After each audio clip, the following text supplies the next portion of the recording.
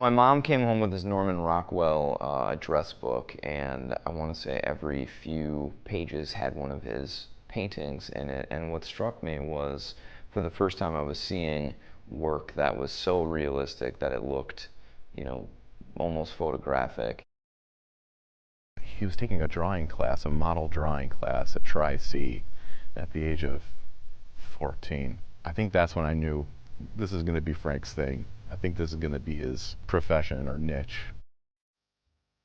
After I graduated Bowling Green, it would have been spring of 2007. I really didn't have a huge plan or really had no clue of what I wanted to do. I knew that, I'd just gotten this degree in painting and drawing, and there's not really a lot of things you can do, especially in Cleveland at the time, where you're using your art degree, unless you're going into art education or you are in a more commercial kind of arena. But for painting and drawing, you're kind of limited. So I wasn't really sure what I was going to do, but I moved home and I moved back into the house that I grew up in. And I think at that time I started thinking about how a lot of my friends, and myself included, all left our part of town to go away to college or go to the military.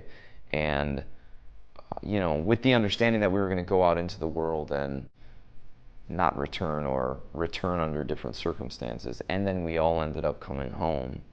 And that struck a chord with me, and I started thinking about that.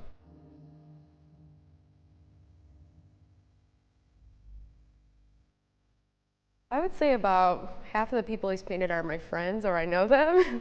So I feel like there's a lot of characters in Cleveland that kind of stand out, because this isn't like a white collar city, it's kind of blue collar. A lot of creative people kind of stand out in the city as opposed to other big cities. So I feel like it captures what Cleveland really is. I had a problem with drugs. I was addicted to opiates for a while, and I still am an addict, but I've been clean for 3 years. Frank is dedicated, he is charismatic, he's very intelligent, and he's honest. He's one of the most honest people I know, and he's very supportive.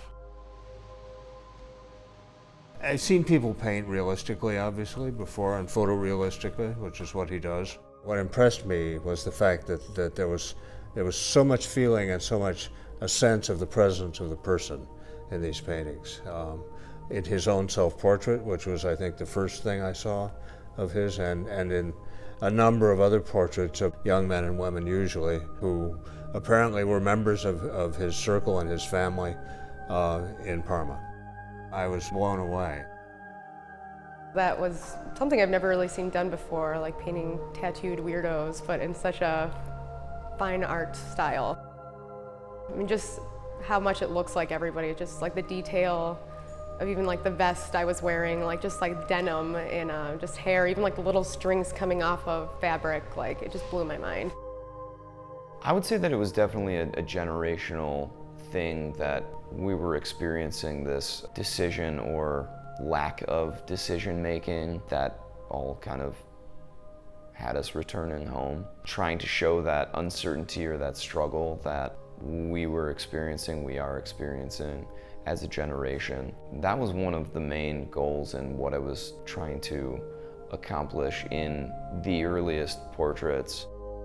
He didn't give up. He worked in a steel mill to pay for everything so that he can continue to do this. Like, he did a lot of odd jobs, went back to work, but he stayed true to his art form, and he just persevered. He's a guy with a lot of